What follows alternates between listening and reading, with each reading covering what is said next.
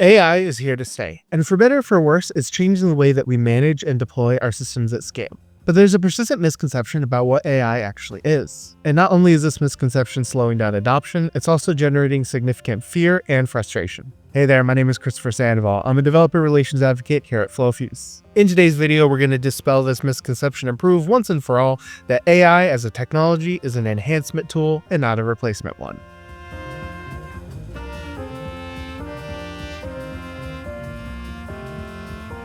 What is AI actually?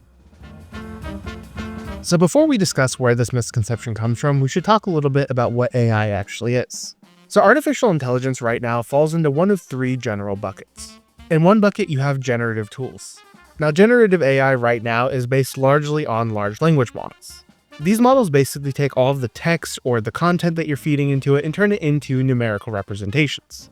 Now, the models have been trained on other data sets which are also filled with numerical representations of everything from text and literature to photographs and videos. Now, what comes out of training these models is something called the weights. And the weights basically say how likely a certain character or a pixel or any other piece of data might follow a preceding set of data. And in that way, you can say something like, write me a poem in the style of Shakespeare. It'll look at all of the content in its training set to try and understand what Shakespeare sounds like, and then predict whatever the next words in that series would be.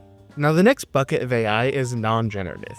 Now, non-generative doesn't mean that it doesn't generate any information, it just means that it doesn't work in the same way as those other models. Examples of this sort of AI include things like spam filters or heuristics analysis. They're not really generating anything, they're finding patterns in existing data sets so that they can recognize those patterns in the real world.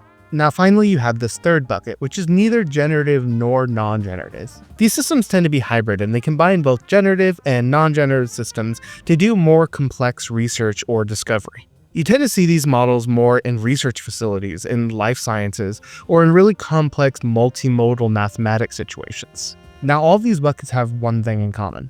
We don't have general intelligence right now. Our AI is not like Skynet. So in order to get actual value out of your system, you need to know a few things. First, you need to know what question you're actually trying to get the system to answer.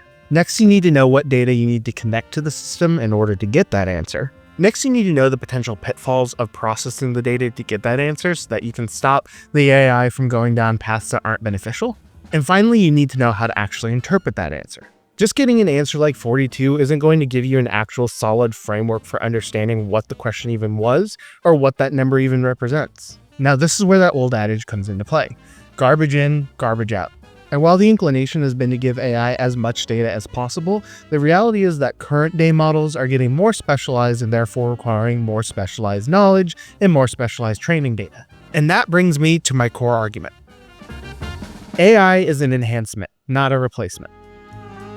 You see, the very nature of AI as it currently exists makes it best suited as an enhancement and not a replacement. So the idea that you can just replace an entire team or that you should be afraid of being replaced is missing a lot of nuance about the benefits of AI and a lot of the restrictions that they face without having a human in the loop. Now, I just said a key phrase, so let me define it for you.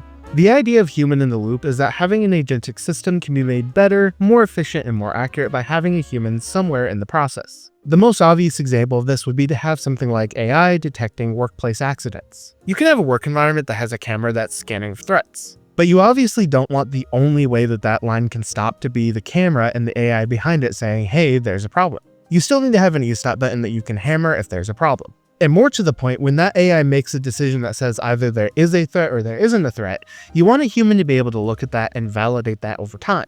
No matter how optimized the process gets, you're always going to need a human somewhere in the loop that decides how to implement the model, how to validate its findings, how to even interpret what it's telling you. And this has certain impacts on actually rolling out AI in a shop. Some business leaders might find it tempting to say, hey, let's replace an entire line with automated AI systems. But what does it actually mean to do something like that? Okay, well, let's say someone says, hey, I need to have AI in this factory. Okay, what kind of AI? What data is it going to be trained on? Who's going to enable its connection to data? Who's going to make sure that it's using as much power as it should, has as much power as it needs available, or is not exceeding its resource limitations? Who's going to update the models and weights as new models come out? Who's going to validate that the findings are actually correct? If there's any operational pieces here, who's going to be the physical component that actually makes the machine do what the model says it should? Sure, you could connect all of your AI models directly to the machine, but that only sounds like a good idea until you made $1 million worth of a widget that was completely impractical and probably hallucinated from a spec sheet that the AI just made up. So who's going to do quality control? Who's going to control the system and actually get the output and do all the rationalization around it? You can see that although the future of AI is super promising, at least right now, you can't just drop in as a replacement. And even in the long term, we're probably never going to get to the point where there's no human in the loop. Trying to have AI replace an entire human being is a fool's errand, let alone an entire production line of people. So it's better to think about AI as an enhancement. Think about it this way. It takes one person 8 hours to go through an entire assembly line for one day. They might generate 1,000 items on that single assembly line. But what if you could generate 10,000 items? What if you could take all of the findings from that operator and generate a model, and then use that model to do some automated checking across the board? You could then do some computer vision to detect items that fall within, say, 10% of the boundary layer that you set for that quality. And then you can do spot checks with that operator to make sure that the things that you push down the line are actually the quality that you want them to be. With a system like that, you might be able to push 10,000 lines to that item for that one operator. You don't have to replace the operator, you make their life better, you make the system better, and you make it more accurate. Does it make sense to try and replace that operator? Absolutely not. They have years and years of experience, and they can tell you exactly how well or how poorly the system is currently performing. And that is a key takeaway here. AI in the industrial space doesn't replace, it enhances. Leveraging Flowfuse for rapid AI enhancement. So what does this practically look like? Well, we can look to Flowfuse to see what we believe a good offering set looks like. We offer a tool called Flowfuse Expert. It's an AI-enhanced solution that empowers you to do way more than you could do by yourself. You can inspect flows, you can create code within nodes, you can get documentation or even get help creating your own documentation. And with things like ONNX nodes or NCP nodes, you can tie additional resources and functionalities to your AI systems quicker than ever before. But listen to that key part of my sentence. You can do this. Agentic systems have their value, but ultimately AI should be an enhancement of your control and your data processes. And we've built all of these systems around making sure that that human experience is better. We have granular role-based access control, we have built-in data support and an MQTT broker. In essence, Flowfuse offers a version of AI that's like your own Tony Stark Iron Man suit. One person empowered with all the tools that you need to save the day. We hope you found this video helpful. If you did, please consider giving us a like, comment, or subscribe. If you'd like to learn more about our awesome AI on Flowfuse, check the links in the description below. And if I piqued your interest for Flowfuse, head on over to flowfuse.com for your free 14-day trial. This has been Christopher Sandoval. Thanks for watching, and I'll see you next time.